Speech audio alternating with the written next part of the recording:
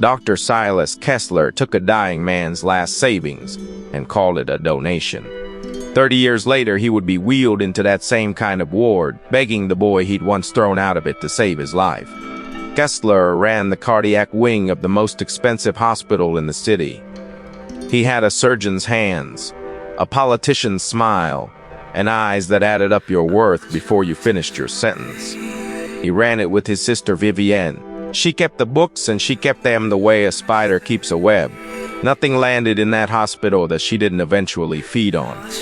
Elias was 72 and he did not belong in a place like that. He had spent his life mending other people's shoes in a stall by the market, and now his heart was giving out. He had one grandson, Caleb, 10 years old and quiet as a held breath, raised by the old man alone. Every coin from that shoe stall had gone into a dented tin box, saved for one thing only: a future for the boy.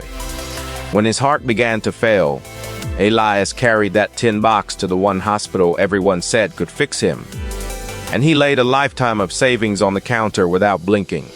Kessler read that box, the way he read everything. As a number, he took in the cheap coat, the calloused hands, the grandson, with no parents in sight, and decided this was a man no one would ever come asking about. "You're a lucky man," Kessler said and smiled. "Your heart can be fixed, but the public waiting list is 11 months long, and I don't think your heart has 11 months. There was a way to move up the list," he explained gently. "A priority care fund for urgent cases. A donation." He named a figure that came to the last coin, to everything in the tin box. Elias didn't hesitate what was money against a few more years with the boy. He signed every page Kessler laid in front of him and handed over the box that held his whole life. A nurse named Nadia settled him into his room. She had worked that ward for 20 years, long enough to know there was no priority fund, only a private account with the Kessler's name on it. She wanted to warn him, but she had a daughter in nursing school, and the last nurse who questioned the Kesslers was walked out by security before lunch. So she did the one thing she dared. She started keeping copies. The surgery kept slipping, a scheduling problem, a specialist away. Meanwhile, the bills kept coming, for tests he didn't need and a private room he never asked for, each one carving into money that was already gone. When Caleb asked, in his small, polite voice, when his grandfather would have the operation, Kessler didn't even look down at him. "Run along," he said. "The adults are talking. You're not worth the interruption." When the money ran dry, so did the promises. Elias finally understood. In the marble lobby in front of the wealthy donors Kessler loved to impress, the old man got down on his knees and begged for the surgery he had already paid for. Kessler's face never moved. He told the gathered crowd kindly that the poor man was confused, that there had been no payment, that they couldn't let charity cases make scenes. Security walked Elias out into the rain. Elias died 6 weeks later in a rented room with no surgery and no savings. Holding the boy's hand, his last words were an apology, that he had trusted the wrong man and left Caleb with nothing. The funeral, one person came who wasn't family. Nadia knelt in front of the boy, pressed a thick envelope of copied papers into his hands and told him, "Keep these. One day they'll matter. Until then, you won't be alone." Nadia wasn't a rich woman, but she had a spare room and a stubborn heart. She took Caleb in. She couldn't give him back what was stolen, but she could give him a roof and a reason to keep going. The boy no one thought was worth an interruption turned out to be worth everything. Caleb studied like his life depended on it. He kept his grandfather's empty tin box on his desk and Nadia's envelope locked in a drawer. He chose medicine, not for the money and not for the white coat. He chose it because he had seen what a doctor could do to a person who trusted him, and he wanted to be living proof that it didn't have to be that way. The Kesslers only climbed. Elias had been one of hundreds. The priority fund had quietly bled the desperate for years, and it had built a second hospital, then a third, with Silas Kessler's name carved over every door. The city called him a visionary and put him on magazine covers. He believed the way men like him always do, that enough marble and enough smiles had buried the old man in the rented room for good. The night it came apart, they were giving Silas an award, Humanitarian of the Year.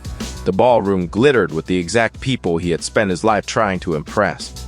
But 3 weeks earlier, an audit had found the fund, and Vivienne had signed as many pages as her brother. So she spent those 3 weeks quietly moving every asset into her own name and rewriting the paper trail until each forged signature led to one office. So when reporters pushed through the ballroom doors in the middle of his speech, cameras up, Vivienne rose first, not to defend him, but to press a hand to her chest and gasp that she'd had no idea what her brother had done. The room that had come to worship him listened instead as his crimes were read into a microphone.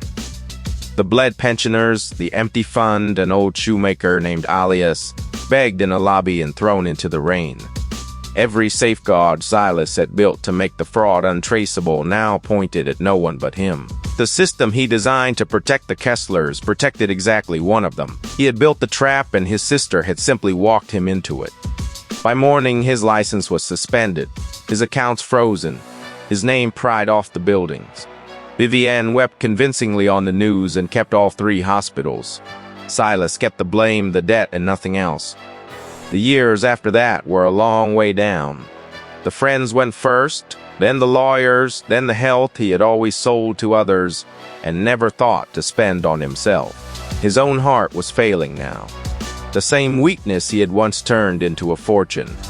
30 years after he took a shoemaker's savings, Silas Kessler was wheeled into a charity ward on a county gurney. No insurance, no name worth pulling strings for.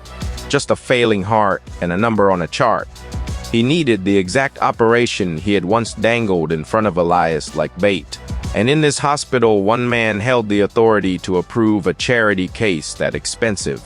The chief of cardiac surgery. The office door opened, and the surgeon who walked out was young, calm, and quietly certain. The kind of man a whole ward straightens up for. Silas knew the face and couldn't place it the way you can't place a name from a dream. His badge read Dr. Caleb. He was the boy from the bedside, the one who wasn't worth an interruption. He had grown up and gone into medicine, and now the life of the man who ruined his grandfather rested entirely in his hands. "Please," Silas whispered. The word came out cracked. He had never once needed it. "Please, I can't pay. I'll die without it. I have no one." He did not recognize the boy he was begging. Caleb had every right to draw the pen through his name, the way this man had once drawn it through his grandfather's future for one long breath. The whole ward seemed to go still, waiting to see which kind of doctor he would be. Then he signed full approval. Nothing to pay. He performed the surgery himself with the same steady hands his own grandfather never got to be saved by, and he pulled the man who threw Elias into the rain back from the edge. When Silas woke alive, Caleb was sitting at the bedside. "You told me once I wasn't worth the interruption," he said quietly.